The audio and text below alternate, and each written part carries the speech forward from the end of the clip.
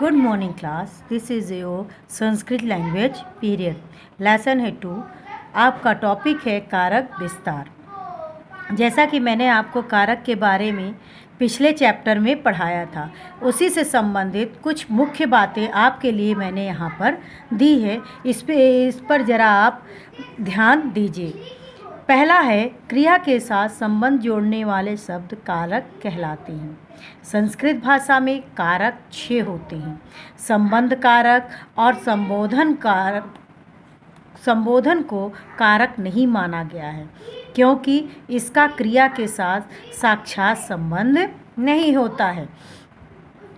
इस तरह हम आगे कह सकते हैं कि जो कार्य को करने वाला होता है उसे कर्ता कारक कहते हैं. कर्ता कारक में प्रथमा विभक्ति होती है, जैसे पत्रम पतत यानी पत्ता गिरता है. अब हम आगे कर्म कारक द्वितीया विभक्ति को पढ़ेंगे.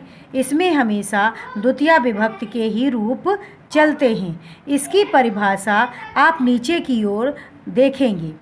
कर्म कारक द्वितीया विभक्ति जिस व्यक्ति या वस्तु आदि पर क्रिया के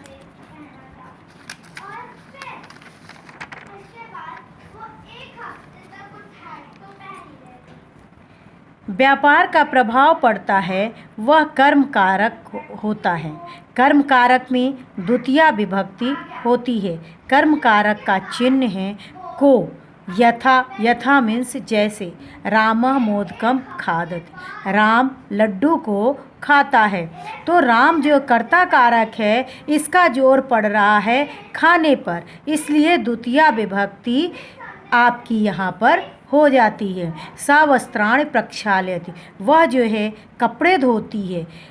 तो इस पर जोर क्या पड़ रहा है कि वह धोने का काम कर रही है, इसलिए यहाँ पर सारा का सारा प्रभाव उसके व्यापार पर पड़ रहा है, यानी धोने पर पड़ रहा है, इसलिए यहाँ पर द्वितीया विभक्ति होती है.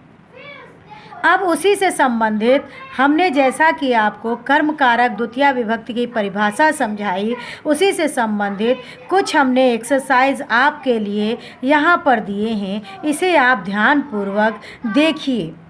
पहला है आपका उचित पद चुनकर रिक्त स्थानों की पूर्ति कीजिए. आपकी सहायता के लिए हमने यहाँ पर कुछ उचित शब्द दिए हुए हैं, वो भी आपकी द्वितीया विभक्ति में हैं.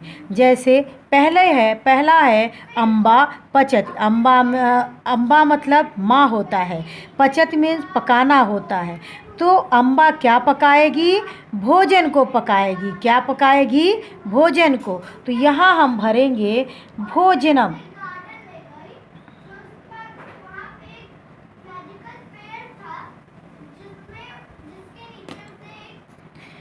दूसरा है कृषका करसत. कृषका मीन्स किसान, करसत मीन्स जोतता है. तो क्या जोतेगा? वो खेत को जोतेगा, यानी क्षेत्रम. तो हम यहाँ क्या भरेंगे? क्षेत्रम. थर्ड पे हम आ जाते हैं अहम पठामि, मैं पढ़ता हूँ. क्या पढ़ूँगा मैं? पुस्तकम, यानी पुस्तक को पढ़ता हूँ. तो यहाँ हम भरेंगे पुस्तकम. चौथा है आपका भक्त प्रातः गच्छति. भक्त प्रातः काल जाता है. कहाँ जाएगा भक्त प्रातः काल? देवालय. देवालय मतलब देव, धन आलय, देवताओं का घर. उसको ही संस्कृत में जब हम संधि कर देते हैं, यानी उसे जोड़ देते हैं, तो वो देवालय कहा जाता है. तो भक्त कहाँ जाता है? देवालय जाता है. पांचवा है आपका तत्र सह नमति. वहाँ वह नमस्कार करता है. वहाँ पर अगर भक्त गया है देवालय में, तो वह किसको नमस्कार करेगा? ईश्वरम, यानी ईश्वर को. तो यहाँ हम भरेंगे ईश्वरम. इस तरह से आप रिक्त स्थान आप देखेंगे कि हमने इसे भर दिया है आपके दिए हुए शब्दों की सहायता से. आप इसे रीडिंग करिए और इसे याद करिए। सेकंड एक्सरसाइज है आपका, निम्नलिखित पदों को द्वितीया विभक्ति में लिखिए। ये है आपका पद। दूसरा है एक वचन, द्विवचन और बहुवचन। पहला है आपका गृहम। गृहम को एक वचन में लिखेंगे हम गृहम, गृहे,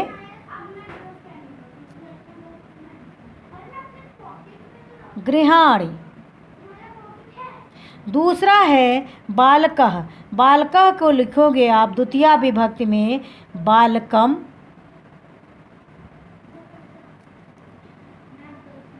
बालकौ,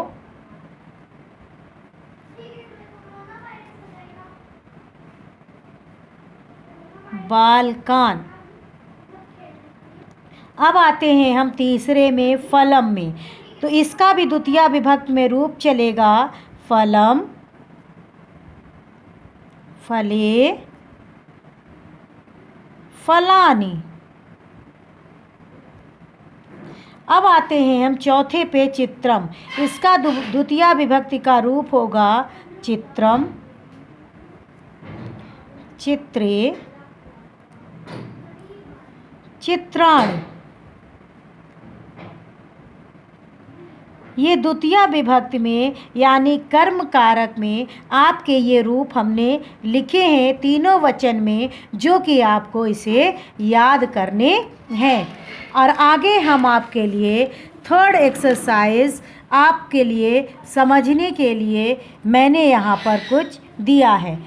जैसे है ये वाक्य है आपके लिए, इन वाक्यों को शुद्ध आपको करना है, वो भी द्वितीया विभक्ति में। तो जैसे पहला है रामा मोदकान खादति। तो राम मोदक को खाता है, ये आपका बहुवचन है मोदकान, इसलिए यहाँ पर हमें द्विवचन में रूप लिखना है। तो क्या होगा यहाँ पर? पहला है रामः मोदकम खादति।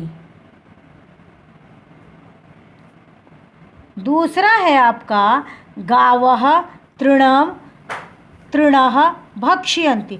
गाय तो यहाँ बहुवचन की है, बहुवचन की यहाँ ये भी है, आपके खाने वाले का काम भी बहुवचन का है। तो यहाँ भी हमें द्वितीया विभक्ति में तृण को बहुवचन में रखना है। तो क्या हो जाएगा आपका? गावः तृणानि भक्ष्यन्ति। तीसरा है आपका कृषकः क्षेत्रे कर्षति।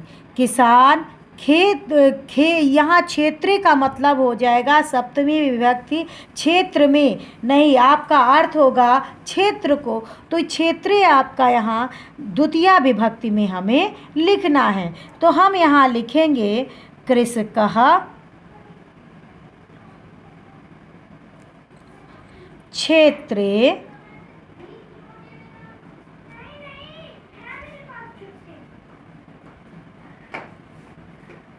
कृषकः क्षेत्रम कर्षति। अब हम तीसरे की ओर अगले की ओर बढ़ेंगे। अम्बा भोजनान पचति। माता भोजन को पकाती है। तो यहाँ बहुवचन है, तो यहीं पर हमें द्वितीया विभक्ति का रूप लिखना है। तो आपका हो जाएगा अम्बा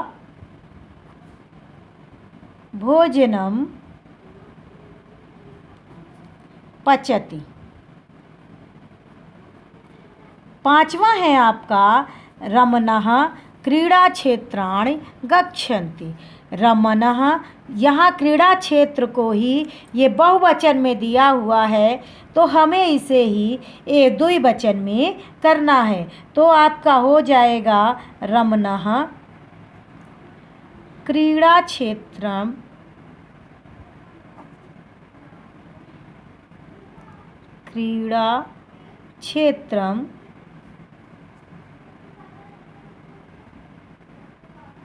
गच्छत। इस तरह से हमने आपको समझाने के लिए कुछ वाक्य दिए हैं और कुछ एक्सरसाइज दिए हैं। इसे आप याद कर लीजिएगा। इन एक्सरसाइज को समझ करके इसकी परिभाषा को याद कर लीजिएगा।